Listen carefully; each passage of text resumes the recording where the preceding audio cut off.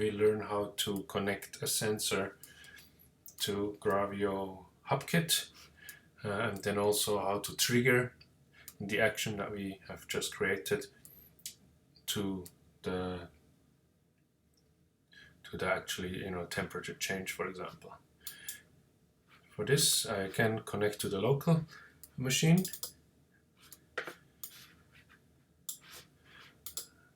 and I create a new layer here. Let's make it a data layer, a temperature layer, and we're using the temperature accurate temperature sensor here, which you can order on the Gravio website. I call it temp layer.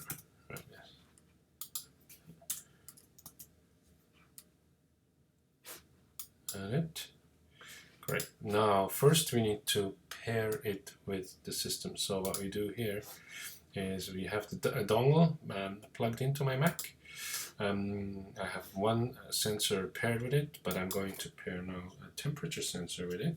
So there's a little button that is on the actual sensor. So I just press that, and then if I press it, it will appear here in this list. And once that's in the list, it's available to be added to the layer. So here, that's this one, the other layer, add it here. So now I can enable it, and I can see, if I click here, I can see data coming through. So the way that these sensors work is they will only send data when they feel substantial difference in the temperature or in the humidity. So I need to rub the sensor a little bit for it to send some temperature change data. So let's have a look if we can see. So yeah, there you can see it's already increasing in temperature. It's 30 degrees because I hold it in my hand. So now what we do is we can say, if here in triggers, that whenever there's data coming through and the data is, let's put this interval down, because that ignores everything within this interval is going to be ignored. So if we say temperature post,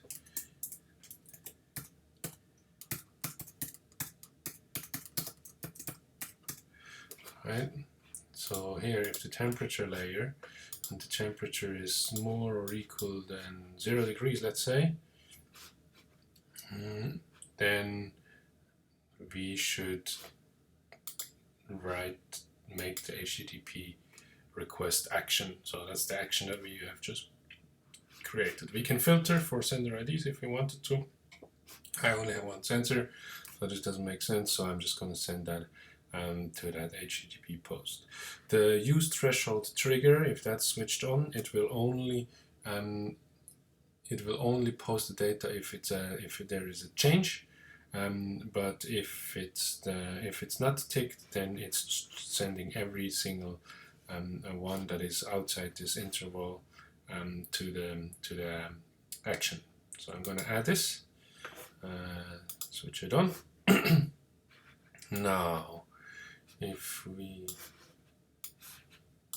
look at the data that's coming through, and then see it's going up in temperature, and then we also go to the HTTP post request here.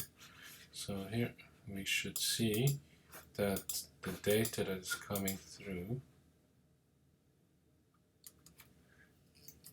if I make it a bit warmer, so hopefully